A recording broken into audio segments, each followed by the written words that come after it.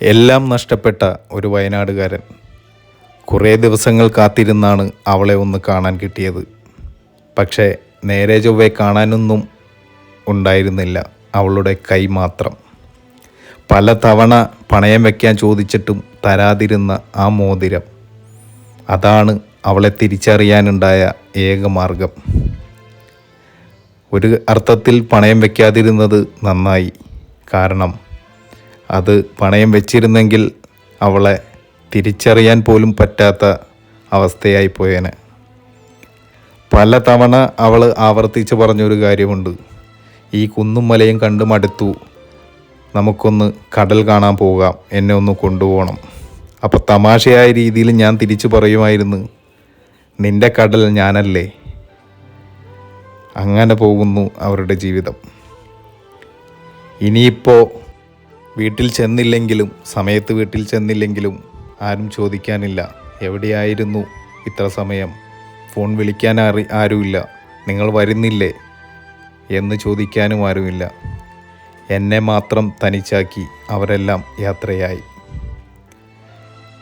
ഞാൻ മാത്രം ഇവിടെ ഈ ലോകത്ത് ബാക്കിയായി. എൻ്റെ മക്കളെയും എൻ്റെ ഭാര്യയെയും ഇവിടുന്ന് കൊണ്ടുപോയി. ഇനിയാണ് തനിച്ചൊന്ന് ജീവിക്കാൻ പഠിക്കണം. തനിച്ചെന്ന് പറഞ്ഞാൽ ശരിക്കും തനിച്ച് തന്നെ. ആരുമില്ല, നാട്ടുകാരോ വീട്ടുകാരോ ആരുമില്ല. ഇനി എത്ര നാൾ കൂടി ഇങ്ങനെ ജീവിച്ച് മരിക്കണം? അതാണ് അയാളുടെ മനസ്സിലെ ഇപ്പോഴത്തെ ഒരു ചിന്താഗതി.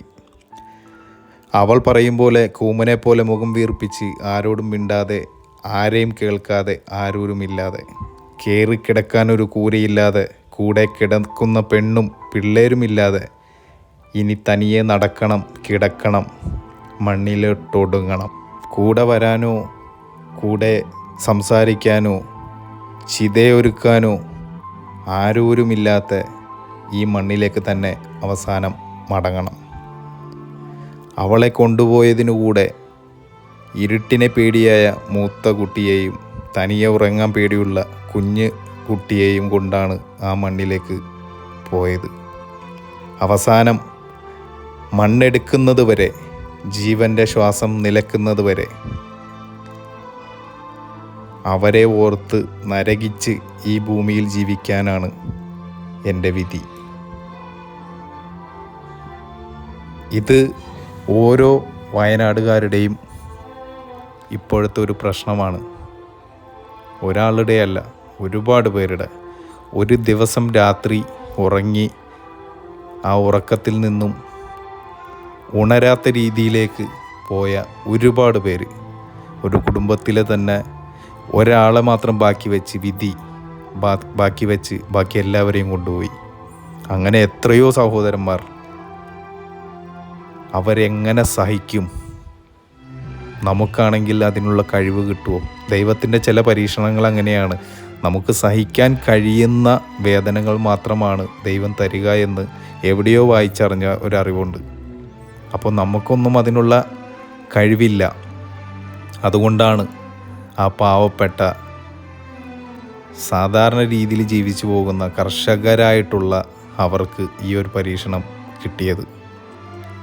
ഒരു രാത്രി കൊണ്ട് അവരുടെ ജീവിതവും